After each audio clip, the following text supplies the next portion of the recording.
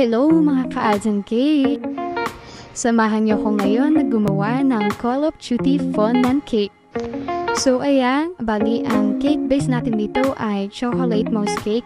Ang size ng cake na to ay 8x4 size. Ayan, naglalagay na tayo ng chocolate ganache.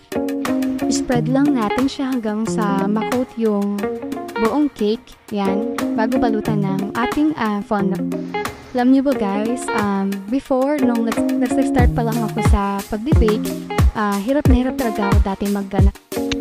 So, ayun, hindi ko siya ma-perfect yung tamang texture ng chocolate. Abot ako ng siguro mga 1 oras mahigit para lang makuha yung tamang texture ng chocolate na yan. Ay, nako. Pero syempre, ngayon, kaya na natin yan. Medyo gamay na natin yan.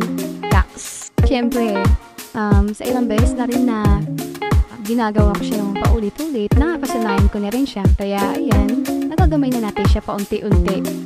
Medyo mahirap lang talaga. Mukha lang madali.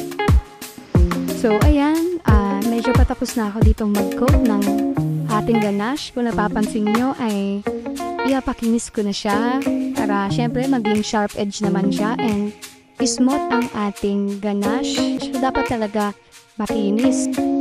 So, ayan, ang ginamit ko dyan method is saklob.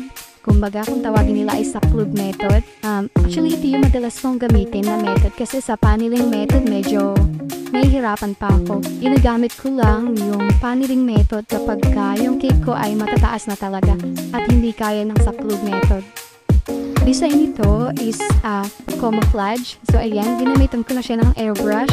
And then, yung mga toppers nga, yung mga nilalagay ko ay edible lahat ng mga yan. So, ako lang din ang gumawa niyan. Made in fondant. Order niya pala ito sa akin ng ating kumare. Salamat nga po pala sa iyong pag-order, Maring Leanne. At ayan na nga, ito na nga ang ating cupcake na kasama. Ang ating frosting dito ay whipped cream frosting. Nilagyan ko lang siya ng Chef Master Brown color. And then yan, naglalagay na tayo ng toppers.